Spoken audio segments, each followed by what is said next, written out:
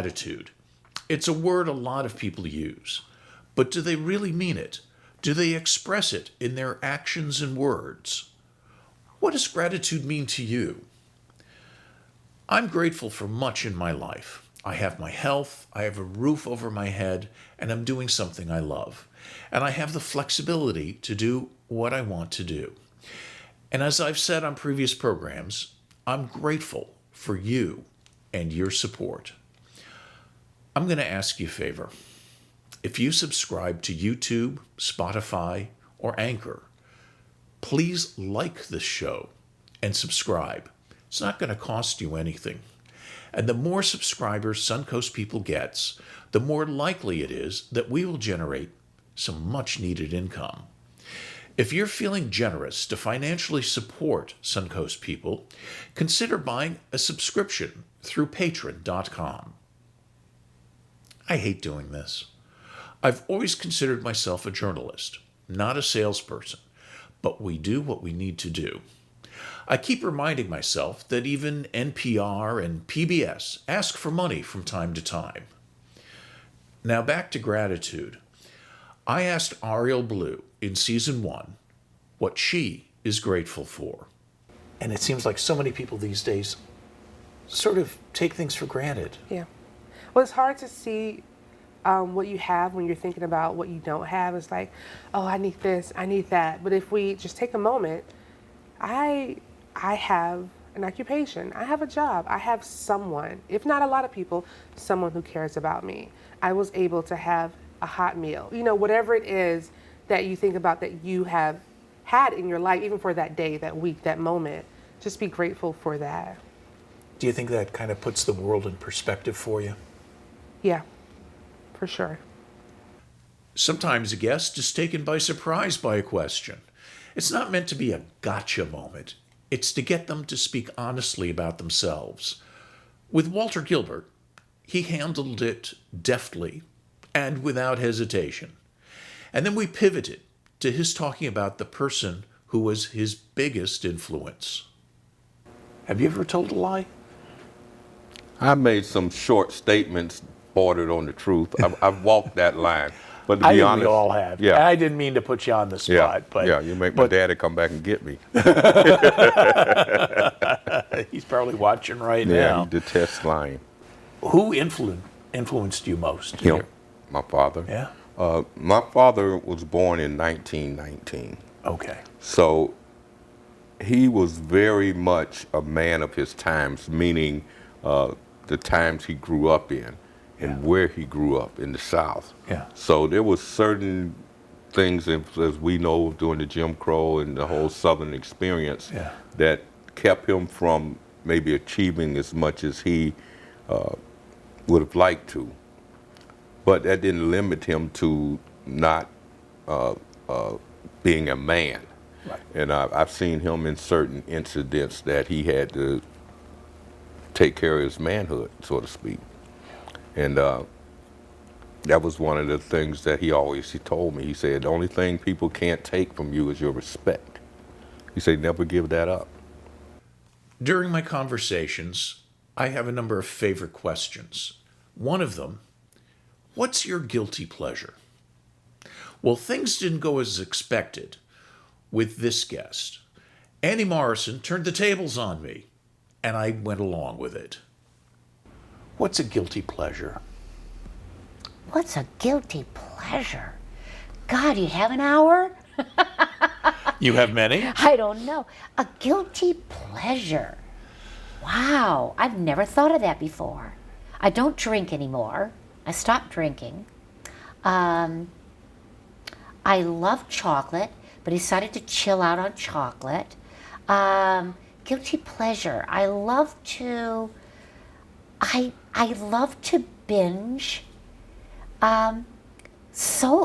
This is crazy. I love to binge solo artists. I will go all over the web trying to find people. Isn't that weird? I cannot get enough of them. I'm looking for them all the time. I find somebody and I say, "Do you got a solo play in you?" It's like I'm obsessed with it. It's like I can't get enough of your story. I want to know more about. I guess if I could be alone, I would just constantly be doing that. Isn't that crazy? What a weird thing to want to be. I'm not a psychiatrist, so Yeah. I can't determine Yeah. your sanity or insanity, but Yeah. I think it's wonderful that you want to engage and listen to. I think that's a guilty pleasure of mine also, is I love to hear people's stories. Well, and- you're a journalist. Yeah. And, yeah, and there you're a good storyteller, and you love to listen to story. I do, and I love to help people tell their stories. Exactly.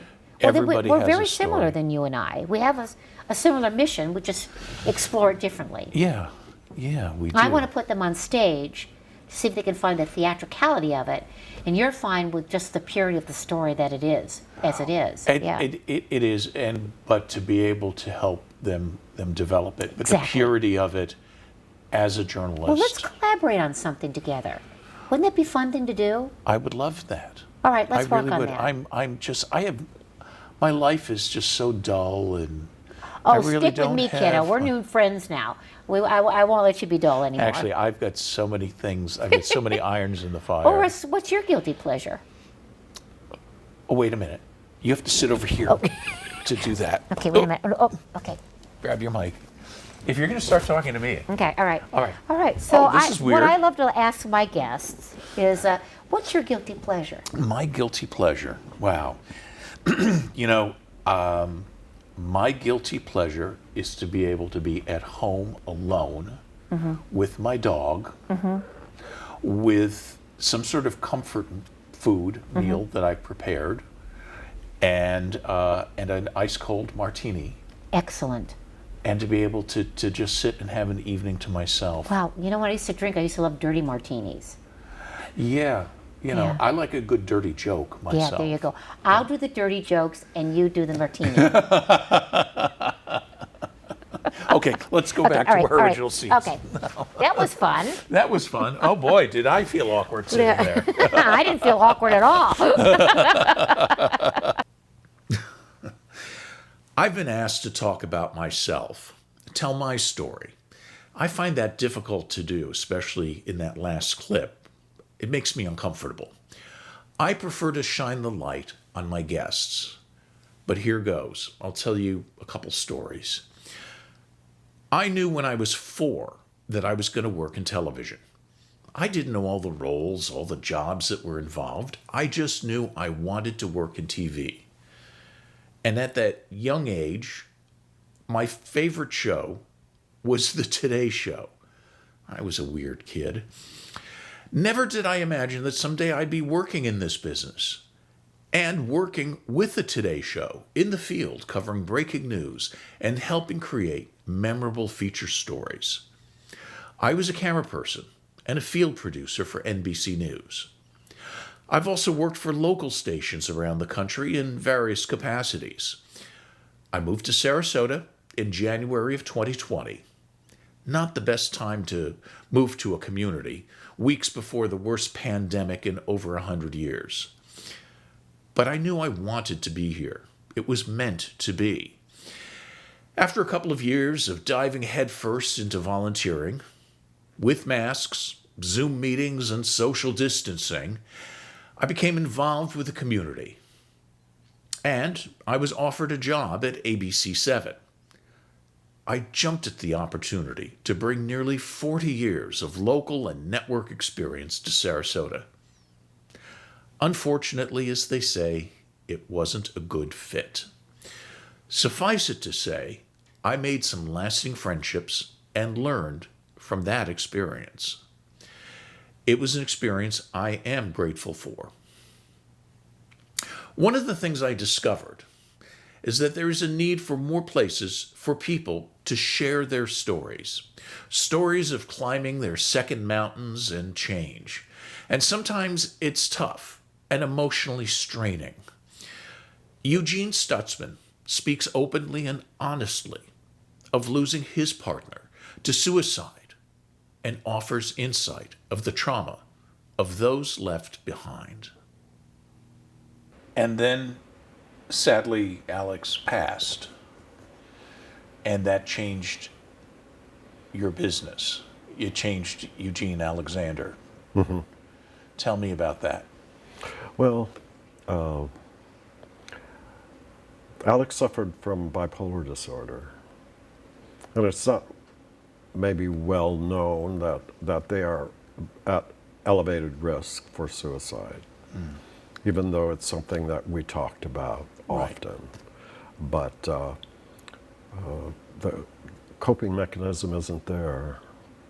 And in spite of the fact that Alex had my support, my family's support, there are times when these deep, very deep, profound valleys that the bipolar person finds themselves in, they cannot move out of it.